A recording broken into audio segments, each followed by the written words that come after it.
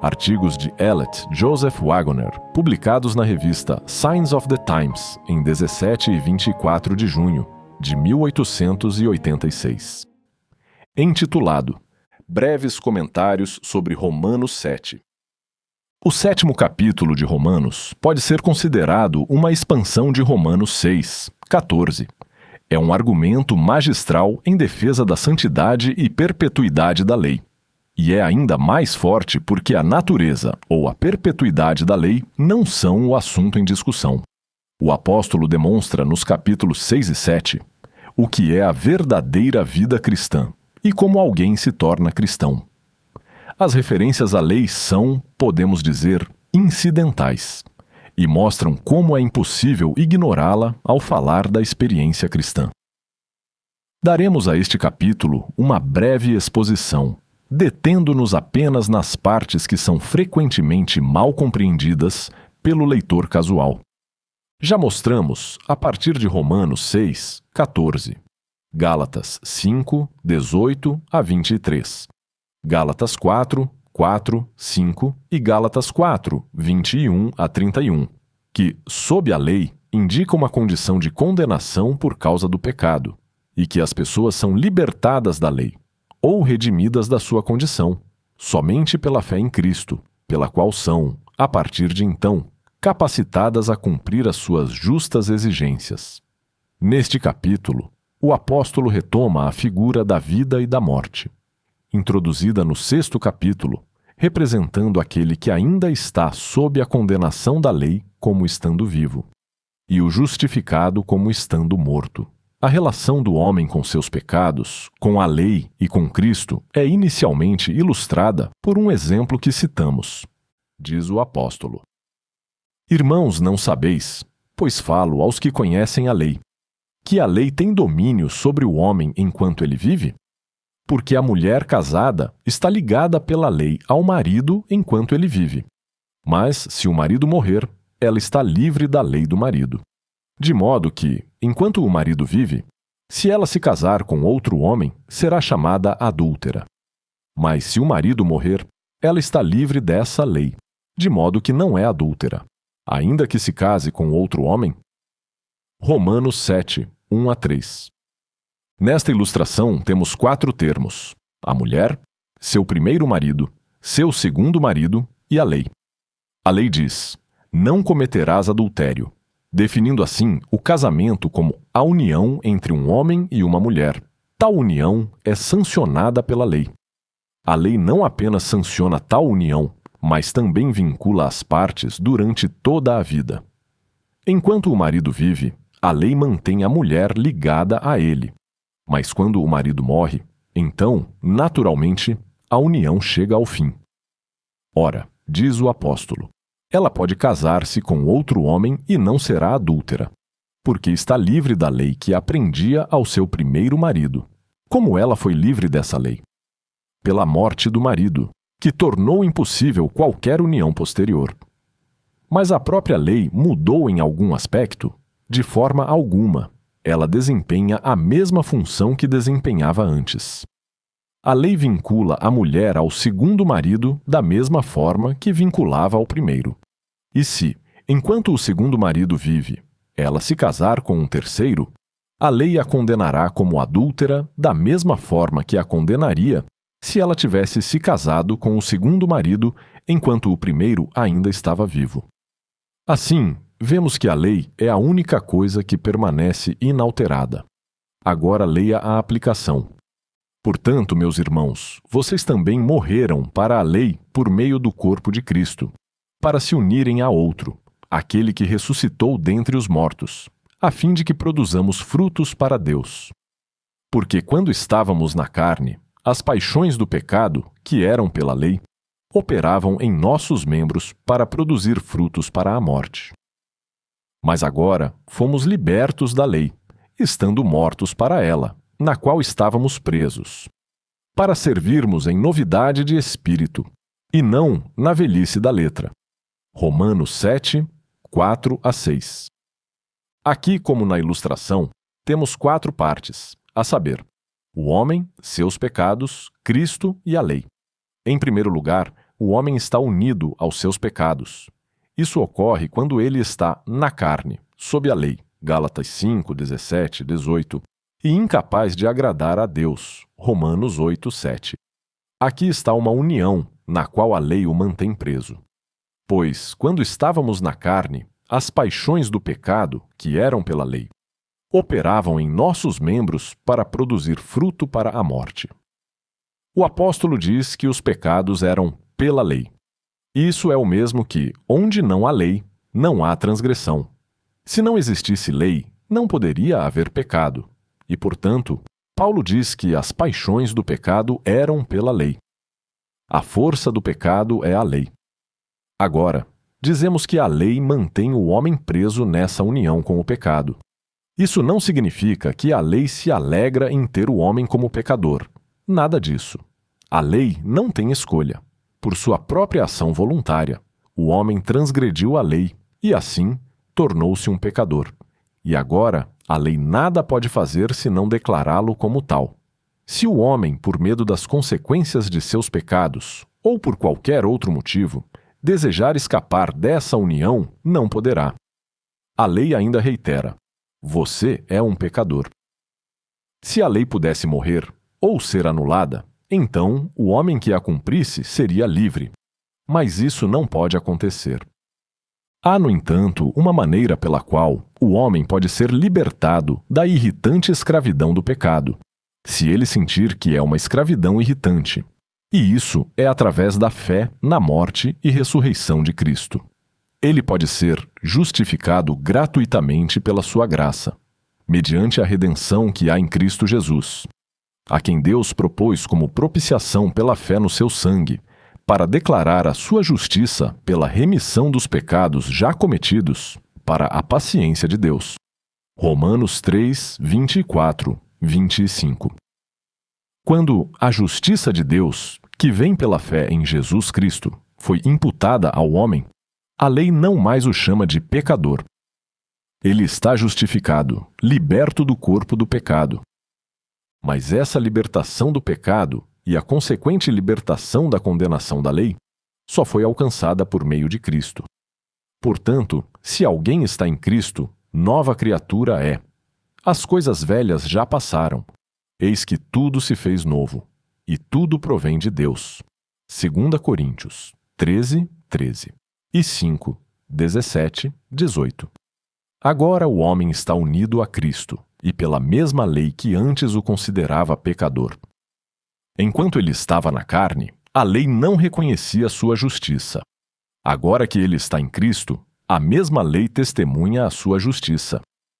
A lei permanece a mesma, apenas o homem mudou. Observe o paralelo entre a ilustração e a aplicação. A lei prende a mulher ao marido. Ela não pode escapar dessa união, mesmo que lhe seja desagradável.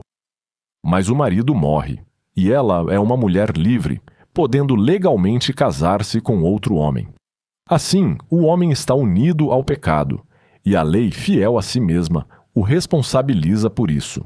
Mas por Cristo, o corpo do pecado é destruído, e agora o homem livre do pecado está unido a Cristo, e a lei sanciona essa união.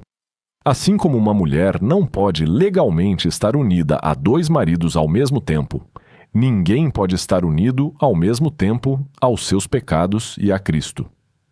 Não podeis servir a Deus e a Mamon.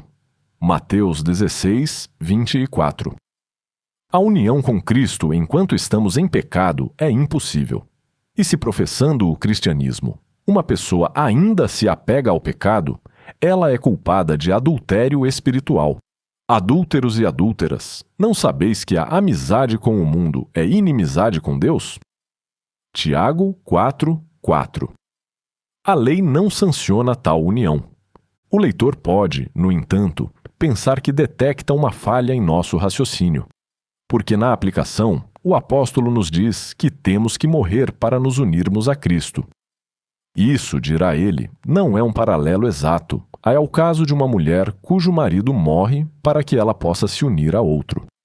A dificuldade é apenas aparente, não real. O paralelo é tão próximo quanto qualquer paralelo pode ser. Na ilustração, o marido morre e, assim, a mulher pode se unir a outro. Agora, se considerarmos um caso em que a mulher morreu com seu primeiro marido e depois ressuscitou, unindo-se assim a outro, temos um paralelo exato com o caso do pecador que é libertado do pecado e unido a Cristo. O caso é de importância suficiente para justificar uma investigação mais detalhada. Os versículos a seguir contêm todo o argumento. Que diremos, pois? Permaneceremos no pecado para que a graça abunde? De modo nenhum. Nós que para o pecado estamos mortos, como podemos continuar vivendo nele? Ou não sabeis que todos quantos fomos batizados em Jesus Cristo, fomos batizados na sua morte? De sorte que fomos sepultados com ele na morte pelo batismo, para que, assim como Cristo foi ressuscitado dentre os mortos pela glória do Pai, assim também nós vivamos uma vida nova. Porque se fomos unidos a ele na semelhança da sua morte, certamente o seremos também na semelhança da sua ressurreição. Sabemos que o nosso velho homem foi crucificado com ele, para que o corpo do pecado seja destruído, e não mais sirvamos ao pecado. Pois quem morreu está justificado do pecado. Romanos 6, 1-7. O salário do pecado é a morte. Romanos 6, 23. A lei exige a morte de todo pecador. Mas Deus amou o mundo de tal maneira que deu o seu Filho unigênito, para que todo aquele que nele crê não pereça, mas tenha a vida eterna. João 3,16. Pois Cristo levou em seu corpo os nossos pecados sobre o madeiro, para que, mortos para o pecado, vivamos para a justiça. 1 Pedro 2,24. Pelo batismo, demonstramos nossa fé na morte e ressurreição de Cristo, e nossa aceitação dele como propiciação pelos nossos pecados. De fato, pelo batismo, somos unidos a Cristo. Todos vós que fostes batizados em Cristo, vos revestistes de Cristo. Gálatas 3:27. Mas somos batizados em Cristo, sendo batizados na sua morte. Fomos sepultados com ele pelo batismo na morte. E assim, recebemos a pena da lei. Não pessoalmente, mas figurativamente. Cristo sofreu pelo pecado, e se estamos nele, também somos considerados como tendo recebido a pena. E visto que é pelo batismo que nos unimos a ele, morremos para a lei e nos unimos a Cristo ao mesmo tempo. Mortos para a lei. O que o apóstolo quer dizer com essa expressão? Simplesmente que nós, em Cristo, recebemos a pena da lei, e que agora ela nos considera mortos. Para ilustrar, um homem culpado de roubo é condenado pela lei a anos de prisão. Ele cumpre sua pena e então é libertado. Agora, ele não teme a lei. Ele pode entrar com confiança no tribunal e até mesmo na prisão, pois sabe que, tendo recebido a pena por seu crime, a lei não o perturbará. Agora, vamos um pouco além na ilustração. Um homem comete um assassinato e é condenado à morte. Quando ele é executado, a lei é satisfeita. Suponhamos agora que fosse possível para o homem voltar à vida. Tendo recebido a pena completa da lei, ele é, no que diz respeito à sua ofensa passada, considerado pela lei como um homem morto. Assim é a relação do pecador com a lei de Deus. Ela o condenou à morte. Em Cristo, ele recebeu a pena de morte, e agora que ressuscitou para viver uma nova vida, a lei o considera um homem morto. Ele agora é um novo homem. O homem que pecou está morto, e o homem que toma o seu lugar evita as coisas que o homem anterior fazia. E, portanto, a lei o declara justo. Em harmonia com a citação e explicação acima, estão as seguintes palavras: Portanto, se ressuscitastes com Cristo, buscai as coisas que são de cima, onde Cristo está assentado à direita de Deus.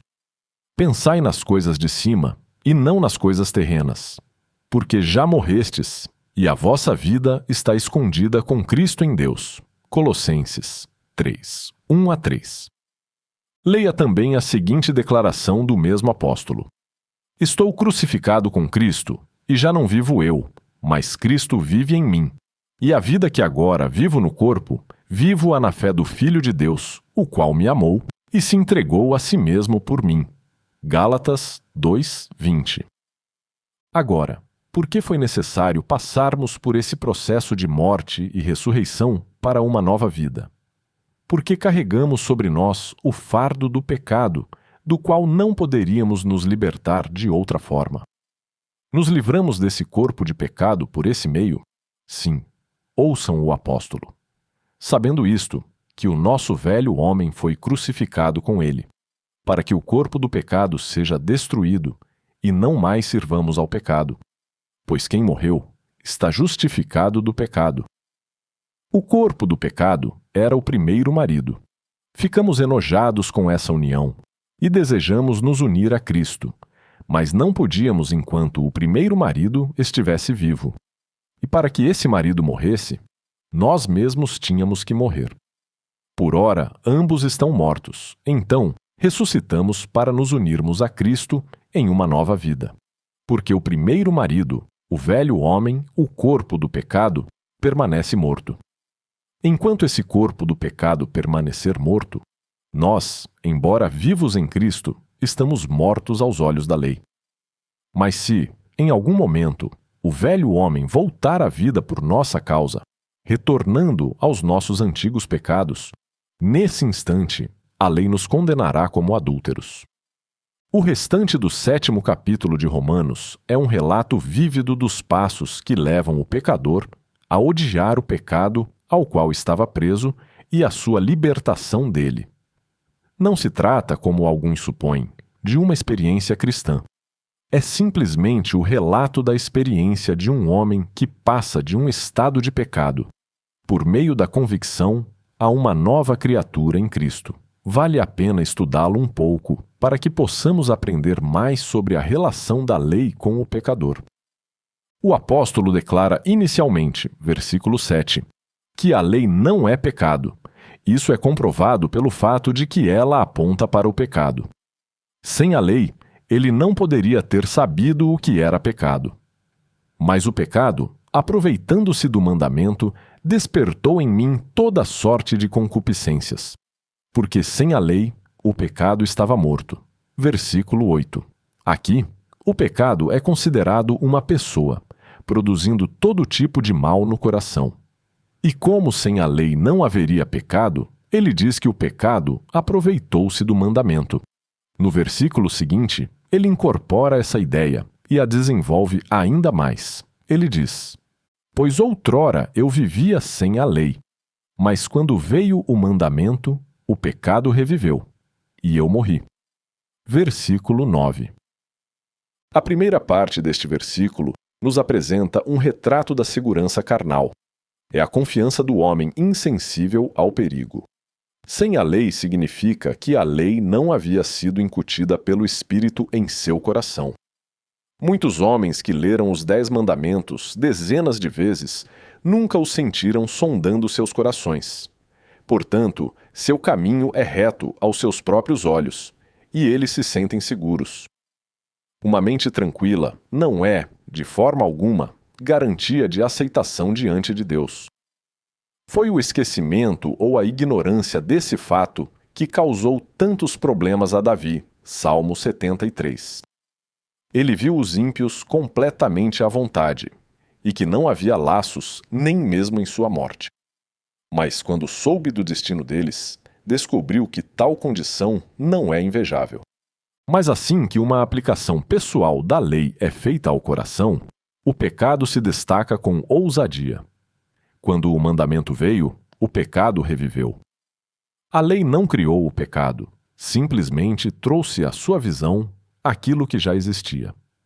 Uma sala pode estar muito empoeirada e suja, mas se estiver escura, a sujeira não aparecerá. Mas deixe uma luz brilhante entrar, e a sujeira se tornará muito perceptível. Assim, a lei de Deus ilumina os cantos escuros do coração e revela a depravação interior. Quando isso aconteceu, diz Paulo, eu morri. Ele não se refere aqui à morte para o pecado, pois o versículo seguinte diz: e o mandamento que era para a vida, descobri que era para a morte. A lei lhe mostrara que era um pecador, e o salário do pecado é a morte. Portanto, ele se sentia praticamente morto. Ele não morreu de fato, mas fala como se o inevitável já tivesse acontecido.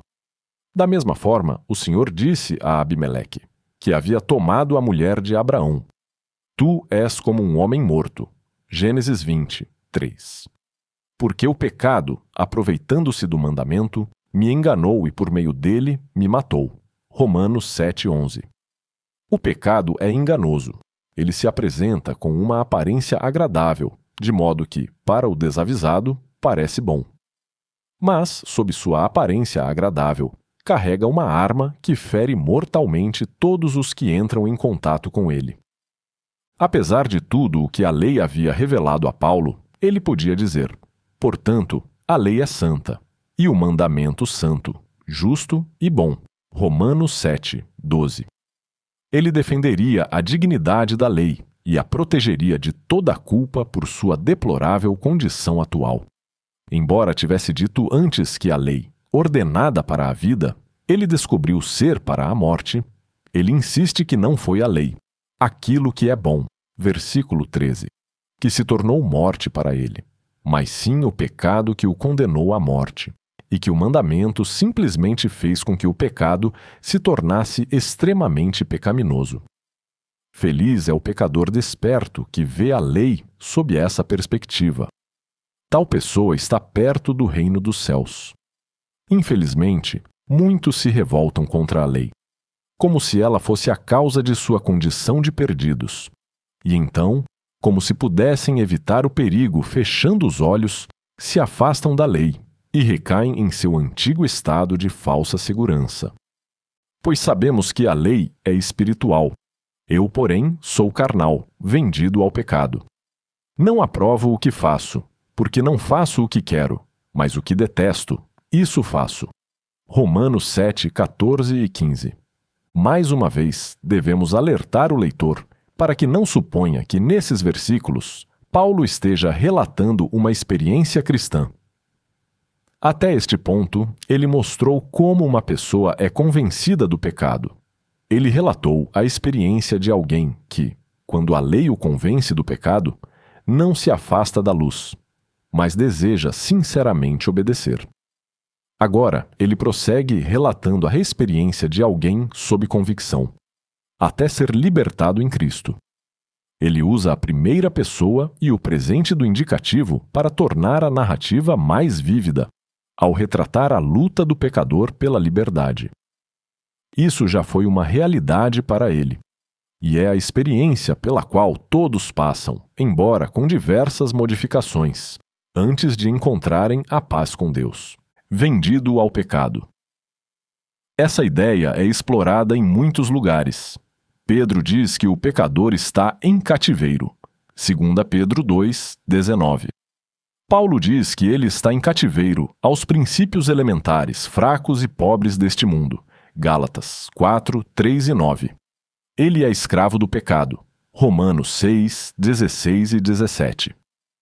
Em um artigo futuro, veremos o argumento apresentado em termos ainda mais fortes. A ideia é que o pecador é impotente. Ele pode concordar com a lei, reconhecendo que ela é boa. Versículo 16. E pode, com a mente, servir à lei de Deus. Versículo 25. Isto é, ele pode desejar obedecê-la. Mas o pecado o domina, e ele é forçado a servir à lei do pecado, ou seja, aos seus hábitos pecaminosos naturais. Como Paulo diz em outro lugar, os que estão na carne não podem agradar a Deus. Romanos 8, 7. A carne luta contra o espírito, e o espírito contra a carne. E estes se opõem um ao outro. Por isso, não podeis fazer o que quereis. Gálatas 5:17. Esta é a condição do pecador desperto. Ele quer fazer o bem, mas o mal está presente nele, de modo que ele faz exatamente aquilo que resolveu não fazer. A carne é depravada, não tendo nela nada de bom, de modo que, embora ele possa decidir fazer o bem, não encontrará em si força para cumprir sua determinação.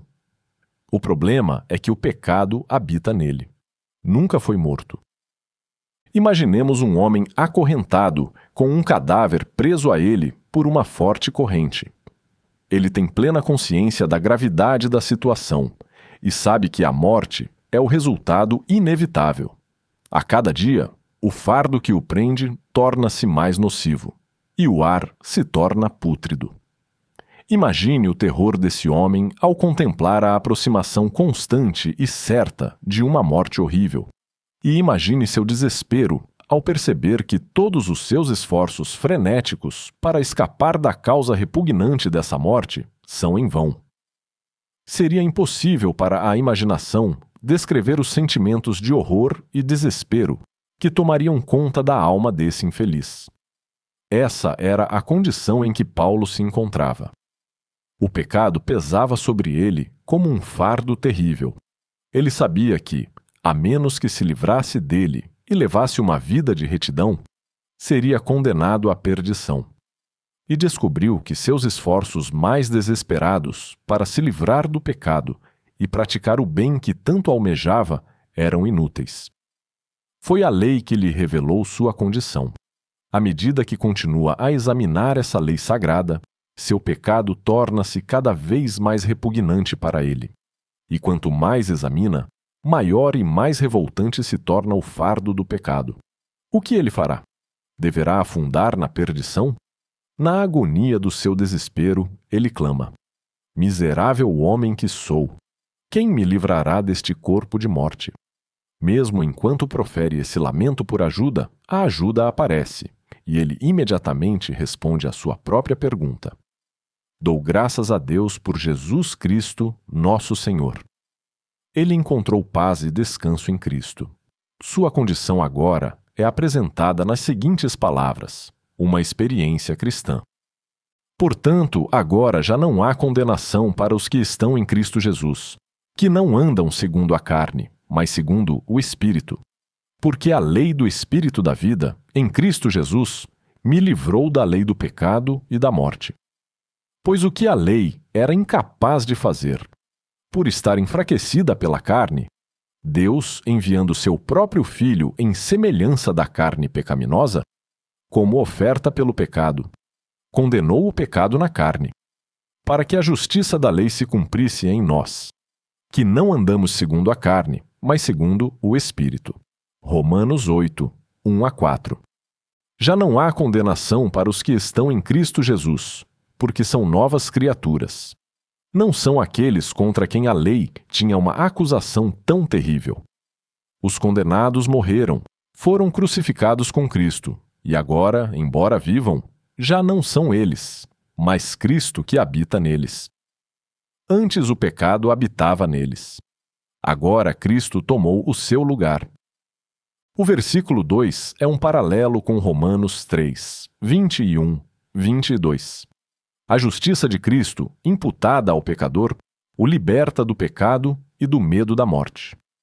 Por muito tempo, ele pode ter tentado se justificar, mas descobriu que suas melhores obras estavam tão aquém do que a lei exige, que, por si só, seriam suficientes para arruiná-lo. Mesmo que ele pudesse ter cumprido as exigências da lei, isso não teria removido a transgressão passada. O que a lei não pode fazer é tornar um pecador justo. Isso não se deve a qualquer falha da lei, mas unicamente à fraqueza da carne. A lei aponta a doença e mostra qual seria o estado de saúde ideal. Então, o homem inicia uma luta ineficaz para alcançar esse elevado estado. A lei o incita até que ele perceba que não tem poder para realizar seu desejo. E quando perde toda a confiança em si mesmo, aceita Cristo como a única fonte de ajuda e, imediatamente, torna-se livre. Assim, a lei leva o pecador a Cristo, para que Cristo o liberte de seus pecados passados e o capacite a cumprir a lei.